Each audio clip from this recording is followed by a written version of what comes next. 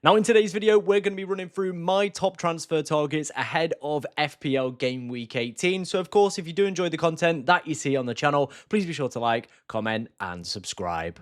Now, as always, with my transfer targets videos, I do like to take a look at the 11FI data for the next few weeks, take a look at what sides are projected to do well in terms of goals and, of course, in clean sheet numbers. I feel this is just a really good representation to, of course, be looking at the teams you want to be targeting over the next few weeks and the probable teams you want to be, moving away from as well. So let's start off first then with the clean sheet probabilities. Arsenal are currently playing at the time of me recording this. And again, as you can see here, their clean sheet numbers are absolutely ridiculous over the next few weeks. I think even if they do concede against Everton, I still think they're going to be a defence that we want to obviously start to reinvest back into. Saliba's back now, Timber's playing, Gabriel apparently is very close to a return as well, and I think a lot of us are, of course, going to want to own Gabriel when, of course, he does return to the side. 45 in game week 18, 47 in game week 19, and another 48 in game week 22 as well. So there's some absolutely cracking fixtures coming up for one of the best defences in the league that a lot of people, I feel, have been writing off in recent weeks. I know they've conceded a few, but they've still only conceded 10 at the time of me recording. Of course, if Everton go on to score more, it will be more. However, they're also one of the leading sides for expected goals conceded, and it's not even close. It is quite a big gap, to be honest. So yeah, I still think the Arsenal defence, very good, very investable for me. Manchester City as well. They've managed to keep themselves 3 clean sheets in a row, been very, very good at the back, not conceding too much XG conceded. Interestingly, now up to second for that metric as well. They've still got some pretty decent fixtures coming up over the next few weeks. So maybe like a Gvardiol, a Diaz, a Nico O'Reilly, who we'll speak about in a little bit more detail in today's video, could all be absolutely fantastic pickups over the next few weeks. If you've got Virgil van Dijk, I probably would recommend keeping him for the next 2 weeks. Wolves and Leeds at home, they're both great fixtures, both against sides where you would be expecting clean sheets, and as we can see from the probabilities here, very good clean sheets on offer. Obviously, Everton as well, after this Arsenal game, are heading into some absolutely delicious fixtures. So Tarkowski, definitely going to be back on the menu for a lot of people, a very good defender that can hit defensive contributions. Michael Keane as well could be an interesting proposition. The only problem I do have with that one is, of course, there is Branthwaite lingering. He is apparently back on the grass, back training as well. So we might start to see some potential more minutes for Michael Keane over that period as well. So that is probably my only concern there. Looking at Newcastle United as well, after game week 18, they go on a pretty decent run. I know a lot of their defence has been stripped back at the moment. However, potentially investing into a Lewis Hall, maybe a Chow, maybe even a Ramsdale if Pope continues to be out, could also be pretty decent investment opportunities as well, with some pretty good and kind of, leading clean sheet numbers. I would say, obviously, now we're probably starting to look to sell off our Bournemouth assets as well. Senesi being one of those guys. I feel like this was the last good fixture that they've got for a while for clean sheet percentages. As you can see, a big drop off from what they've had in recent weeks, with them all the way down in 12%. Same probably after game week 18 for Anderson as well. We can see an 18, a 16, and a 20 after that. So again, probably another side that I would be looking to sell up. If you've got Van der Ven as well, probably what are you doing at this point? Get rid of Van der Ven. You can see kind of no real decent clean sheet opportunities as well. I think if you've got the bench boost this week and you have a Leeds defender, a Sunderland, or a Burnley defender, it could be a pretty decent week to, of course, potentially get that bench boost off as well, with decent opportunities of a clean sheet, with Sunderland and Leeds having 29%, and of course Burnley with a 26% chance. So there's a decent opportunity there for, of course, a potential clean sheet. Let's move on then to the projected goals for this upcoming game week then, and we can see Liverpool over the next few weeks have some absolutely insane projected goal numbers, and there's obviously one clear and leading candidate who we are going to talk about. He was the thumbnail man. It is Ekitike. The Wolves fixture next week is absolutely scrumptious, and with Manchester City having 1.85 projected goals, there could also be an argument to potentially look at a Liverpool player for captaincy in game week 18 and maybe even game week 19 as well, with some also pretty decent numbers. And if Isak's going to be out longer term, I do believe that somebody like an Ekitike could be a decent long-term hold. You've got to navigate the Arsenal fixture in game week 21, but after that, like I said, again, then you get Burnley. Some absolutely stellar fixtures. City's good fixtures do continue. Game week 19 and game week 21, still pretty decent projected goals. They do just seem at the moment in very much the flow, in very much the swing. So Haaland and Foden, very easy keeps for me. Saka not taking that penalty has probably put him towards, I would say, maybe being a sell after game week 19 for me. We do see a little bit of a drop-off in terms of Arsenal's projected goals, and no penalties for Saka does decrease him as an asset for me. That is something that I do look for with a lot of my players. That probably means that he starts to, downgrade himself. Chelsea's next two were okay for projected goals, but then they go into a little bit of a difficult period. I do believe game week 21 and onwards is where we're all going to want to start to invest into Chelsea players, probably Cole Palmer during that period, maybe some other ones as well. If João Pedro is back on the market, that of course could be a pretty decent week. Very similar with the clean sheet numbers we saw for Newcastle. Over the next few weeks, we are seeing some pretty decent numbers.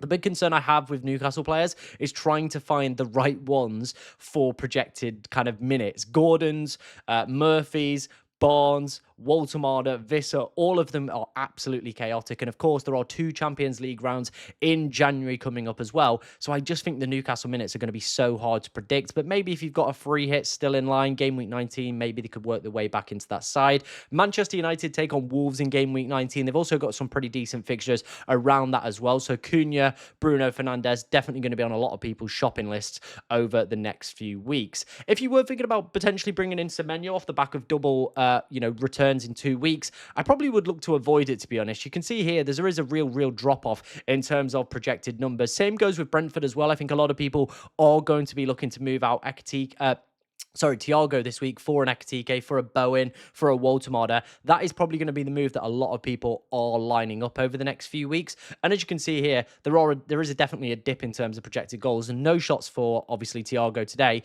does make him probably more on the sell list than, of course, the keep list for this game week. I'm a little bit surprised Everton's numbers aren't a little bit higher on this list as well, given some of the great fixtures that they've got. Obviously, we're going to talk about some Everton players in today's video, but yeah, if there are any kind of shining lights within that side, then of course they could also potentially be worth a little bit of investment. Those are the 11 to 5 numbers. Like I said, if you want to go and check it out for yourself, I will leave a link in the description. And let's dive into some player picks ahead of FPL Game Week 18. Okay, let's dive into my first player then. It is going to be Hugo Ekitike, a player that I bought into my own side for this game week and was very happy with, of course, the results this game week. A goal for him against Spurs. I said Spurs were a pretty weak side. I knew he was probably going to get some of, involvement. What actually came out of that game and what kind of, transpired was an Isak injury. We don't know, of course, the length of it, but it didn't look great, did it? It looked like it could be, kind of like a knee or an ankle injury. Those, of course, don't go away very quickly. And with, of course, games being in quick succession, obviously, Gakpo off to AFCON injured, Salah off to AFCON as well, Szoboszlai now suspended. I think for the next 2 weeks, Ekitike's minutes are absolutely locked. And if Isak is going to be out more longer term as well, then I think he is going to be probably a decent longer term hold as well, with Liverpool having some pretty decent fixtures as well. Game week 20 against Fulham, I don't hate it. And game week 22 against Burnley, an absolutely cracking fixture. They've got some of the worst sides in the Premier League coming to Anfield. They've got some of the best projected goal numbers as well. I genuinely think Hugo Ekitike could be an absolute boy over the next few weeks, and definitely a player I think we're probably going to see quite a few price rises from. Would not shock me. By the time we get to game week 19, we might be looking at like a 9 or a 9.1 million asset. I think now is obviously the time to invest in him. The minutes look very decent up against Wolves, who are absolutely abysmal, and players are scoring absolutely mega hauls against them every single week.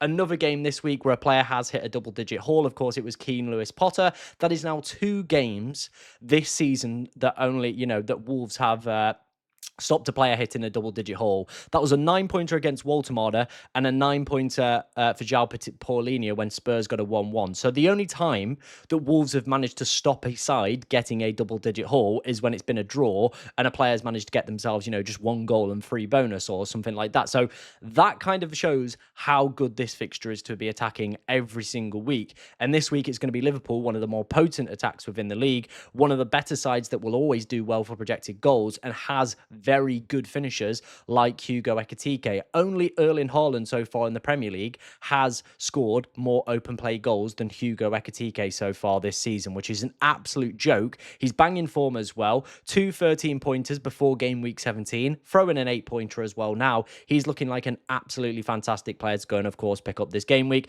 I think a lot of people are going to do it. I already did it, and I'm very kind of thankful of it because we're now in a position where I'm expecting to probably eat up quite a few price rises off the back of the next few weeks. And like I said, if Isak's going to be out more longer term as well, given the other Liverpool injuries and, of course, players off on international duty, he very easily could be a very good player for the next few game weeks for Liverpool as well. Sticking with the Liverpool theme, obviously we're going to take a look at Wirtz as well. Now, I know he went off at the end of the game, kind of holding the back of his kind of like hamstring area, whether that was just cramp or whether it was something more serious. As soon as it happened, they took him off. He was able to walk off. So, of course, we'll monitor that situation as the week does progress.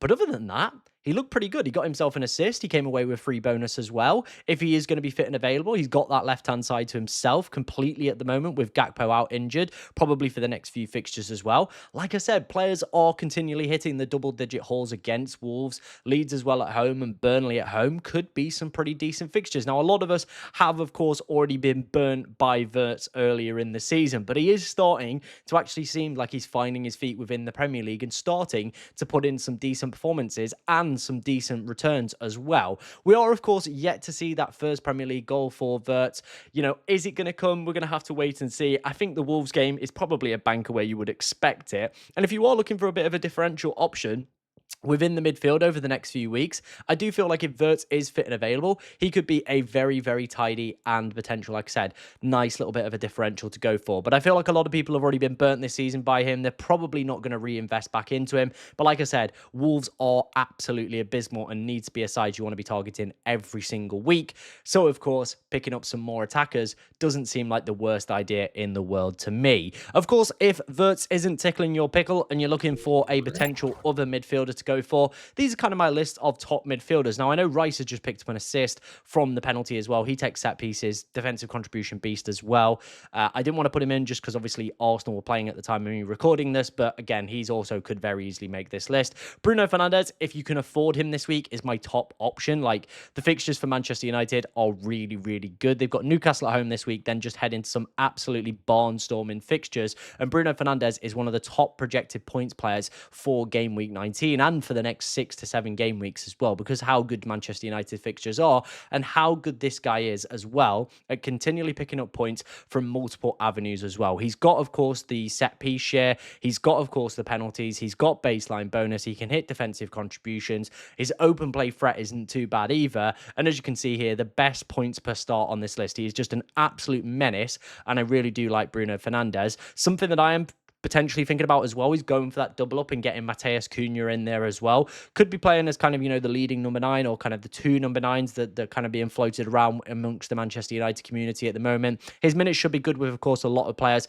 off at AFCON as well. And I am looking at that game week 19 fixture, and I am really seeing it as a week that I think, you know, we really, really need to be targeting yet again as well. They've also got, I think it's Burnley after that in game week 20 as well. It's just absolutely ridiculous fixtures. And as you can see, it has the second best, non-penalty XGI on this list, only behind Bruno Fernandes. It's probably been a little bit unfortunate. And I know a lot of people that have owned Cunha have found him very frustrating, but I do believe with some of the fixtures that United have got coming up, I do think he will be a very, very good pickup. Obviously, Semenyo, I do feel like is a little bit of a trap right now. Like, he's had his good fixture. Next up is Brentford away. Bournemouth's away record is absolutely abysmal, by the way. They are not a good travelling side. They concede plenty of goals.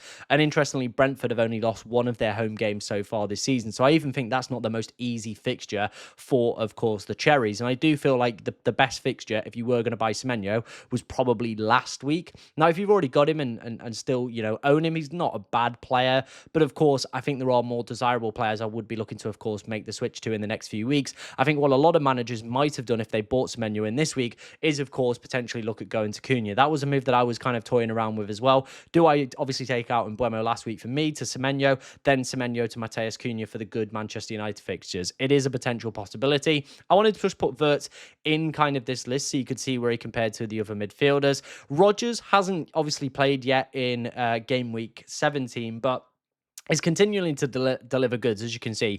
8 goal involvement, 76 points as well. He is one of those players, though, that doesn't really need the kind of, XGI, to be honest. Like, he's just not that kind of guy, is he, to be honest? But again, him and Villa just don't really need the XGI, do they? They just keep winning games, keep overperforming. They've got, some tricky fixtures. I don't think this is the ideal investment point. And I don't think it's the same kind of value you're getting with Morgan Rogers. Last year, he was immense value because he kept scoring points and was like, 5.5, 6 million, where we could just easily get away with benching him. I don't think that is the case when you're, of course, paying a 7.1 million price tag, and you would want consistent and very steady returns for a player, of course, of that category. Anthony Gordon, I put in here as well. He does have penalty share. If you've been playing UCL Fantasy, he's been an absolute menace in that game as well. I think anytime a player has penalty share, it automatically elevates them as an option. And Newcastle's fixtures, we saw with the 11ify numbers, are really, really good. Genuinely, absolutely amazing fixtures coming up for Newcastle over the next few weeks. The big concern I have is Newcastle just have so many wingers. They've got Champions League football in January as well. I just can't guarantee that Anthony Gordon's minutes are going to, again, be secure enough for me to pay 7.3 million. So probably a no-go pick. But if you fancy somebody that could have huge upside but comes with huge risk, I do think Anthony Gordon could potentially be that player over the next few weeks. James Garner as well also enters this list as potentially one of those 5 million dud players. I know obviously if Kieran Dewsbury Hall is back for this Everton decent run, then of course he will potentially be an option. But I don't mind James Garner. He can hit defensive contributions, also takes the free kicks, indirect and direct, and also takes the corners as well for Everton on both sides as well. So, he could be a player that could just nicely tick along over the next few weeks. Everton aren't bad for XG set play either. They are a side that do like to score from plenty from set plays. So James Garner could just be one of those 5 million options that you do go for that could very easily just chip along over the next few weeks. Obviously, before we enter kind of, the final stage and talk about the final 2 players I've got coming up in today's video, I wanted, of course, to discuss the FPL cartel. If you don't know what this is, it is a collaboration between me and Golden Goal Fantasy Football. If you don't know him, a good friend of mine in the community. And basically, we've come together to create an exclusive Discord, an exclusive podcast. It is available for free for 14 days. If you want to go and check it out, there is a link in the description as well. We've also got some members-only competitions. We've got a really good and vibrant community as well. So if you want your team rating or want to ask us any questions, get yourself over in there, completely free for 14 days. Come and try it out. Then, of course, after that, there will be a paying period. But like I said, for 14 days, come and test it out and see if you like it. If you do, which a lot of our members have done already, we've got a very, low kind of turnover rate. A lot of people are enjoying what we're offering. So come and try it out for 14 days. What have you got to lose, really? Okay, let's discuss Nico O'Reilly then. I said the Manchester City numbers have been pretty decent over the past few weeks when we were talking about the 11ify data and looking at the projected clean sheet numbers as well. There are still some pretty decent fixtures coming up for Manchester City over the next few weeks. And I do believe Nico O'Reilly, the minutes have been absolutely sensational. 4 attacking returns to his name already. Good underlying data to go with that. A 0.23 XGI per 90 for a defender is very, very good for a City side at the moment as well that are looking very, very consistent and are keeping a lot of sides at bay. So I do think Nico O'Reilly could be a defensive option, of course, if you wanted to go for it. I know a lot of people are probably going to be looking to offload potential Crystal Palace players. They're currently 2-0 down at the halftime to, of course, Leeds United. It's been kind of, a frustrating few weeks. They've still got plenty of fixtures on the horizon as well. So I do think a lot of people might, of course, be potentially to offload, maybe, a Gahey, a Lacroix, and around that price point could be Nico O'Reilly, who is an absolutely fantastic and phenomenal player that you potentially could, of course, go for. The fixtures for me do seem pretty decent over the next few. Forest, Sunderland, Brighton, United, Wolves. The Chelsea game is a little bit difficult, but Chelsea are so in and out at the moment, I really don't know how to predict them. But like I said, for a player that's got 0.23 XGI, can, of course, hit the big double-digit holes, and City have kept 3 clean sheets in a row over the past few weeks, does feel like a pretty decent player to, of course, invest in over the next few weeks for me personally. And a defender that, of course, is very much on my transfer radar as well for the upcoming game weeks. Let's talk about the final player then in today's video. It is going to be Nick Woltemade off the back of his brace today. 600,000 people got rid of him in game week 8, heading into game week 18, sorry. And I was one of the people on my deadline stream that I was just saying, look, I think Woltemade is probably going to be a player you want to sell over the next few weeks. Maybe it's this week. Maybe, of course, it's going to be the future weeks. Purely because, like, Visser is just back. And I think that is probably one of the main reasons that I would be very skeptical of people buying him back this week or buying into Woltemade. Like I said, the fixtures are good, and we saw that with the 11ify data. Look, Burnley, Leeds, Wolves as the greens. United are pretty poor defensively as well, are always conceding goals. Palace seem to have lost their way a little bit as well. So there are decent investable fixtures here. However, very similar situation with Anthony Gordon. They've just got so much depth and quality and so many games coming up for Newcastle with, of course, double Champions League round in January as well. You do just look at it and go, there will be rotation. Like the Champions League, getting out of that group or getting into the automatics will, of course, be their bigger priority than probably some of these Premier League games. And you do look at the Burnley, and you do look at the Leeds, and you do look at the Wolves, and you do think to yourself, maybe those could be games where Visser plays, or maybe that could be a game where Harvey Barnes plays, or Jacob Murphy plays. And that, for me, is probably enough to, of course, put me off them. And we've seen already Nick Woltemade over the past 3 weeks has been coming off around the 70-ish minute mark. You do feel if maybe like Visser bangs in 2 off the bench in game week 18, or, of course, shines in the Burnley game, what's to say he doesn't become then the leading number 9 and maybe Woltemade is now floating in and out of the squad? For me, having very good competition in that kind of striker position is enough for me to probably put me off them. Like I said, again, very similar to what I said with Anthony Gordon. These guys could be big risks that do pay off, but of course, they could very easily fall flat on their arse. And I think when we've got Ekitike firing, he, for me, seems like the ideal, perfect player to go for this week. I think it gives you a bit of a kind of, better landscape to model what is happening with Newcastle as well. You get the Wolves fixtures, you get the Leeds fixtures. For me, Ekitike is clear of Woltemade right now. He would be the pick that I would, of course, be going for. Like I said, just having Visser, a very competent Premier League proven number 9, which is something that Eddie Howe absolutely loves and adores, by the way, is, of course, going to be a concern, and we will see some rotation. We've already seen it. Plenty of midweek games coming up. Champions League double round in January as well. For me personally, I do just feel like Woltemade's minutes might be a little bit sketchy and probably enough to put me off personally going for Woltemade as a pick, despite, of course, the cheeky brace that he did manage to get today. That, of course, is going to conclude our transfer targets video ahead of FPL Game Week 18. Thank you very much for watching today, ladies and gentlemen, and the best of luck, of course, in Game Week 18.